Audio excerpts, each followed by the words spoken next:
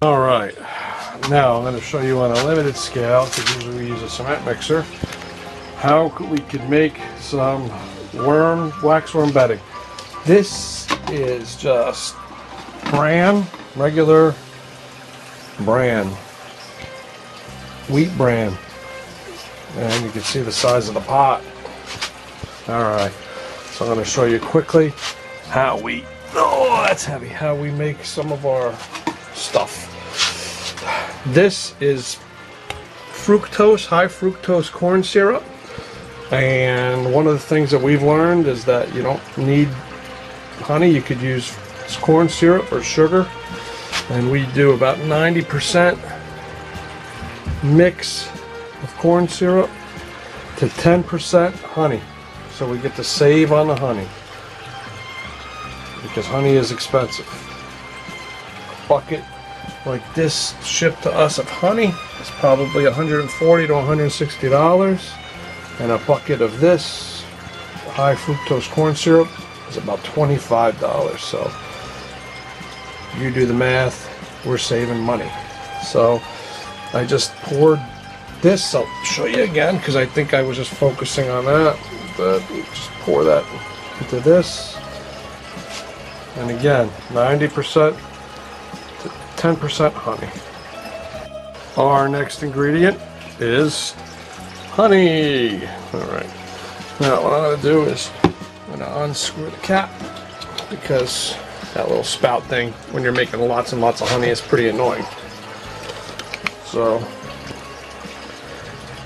there we go, it's about 10%. I'm not measuring it out in this batch, but we have everything already measured out when we use our big cement mixers and just mix this stuff up. Big 50-pound bag of bran and a gallon of honey, bunch of gallons, 10 gallons of high fructose corn syrup.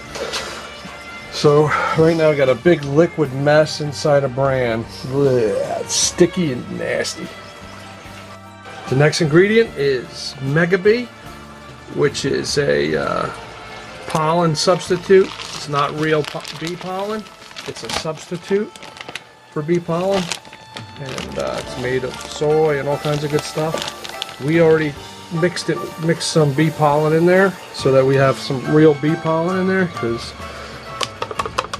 wax moths and wax moth larvae, waxworms, naturally live in beehives, and this is the stuff they like to eat. So we mix.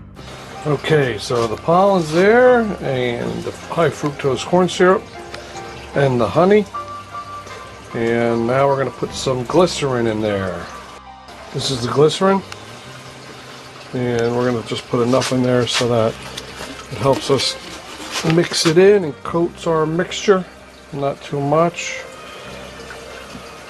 So almost as much as the honey we put in, so about the same amount of honey, so about 10% of the fructose in glycerin, and about 10% of the amount of high fructose corn syrup we put in as the honey. So that's all in, and now the fun part, I mix it by hand. Right, here it is. This is what the finished consistency should be. It's all mixed in, as you can see, and it's nice and moist, but not too moist. It's got to be crumbly, but not wet and sticky. You can see this kind of crumbles apart. And then now for our last ingredient, which is beeswax.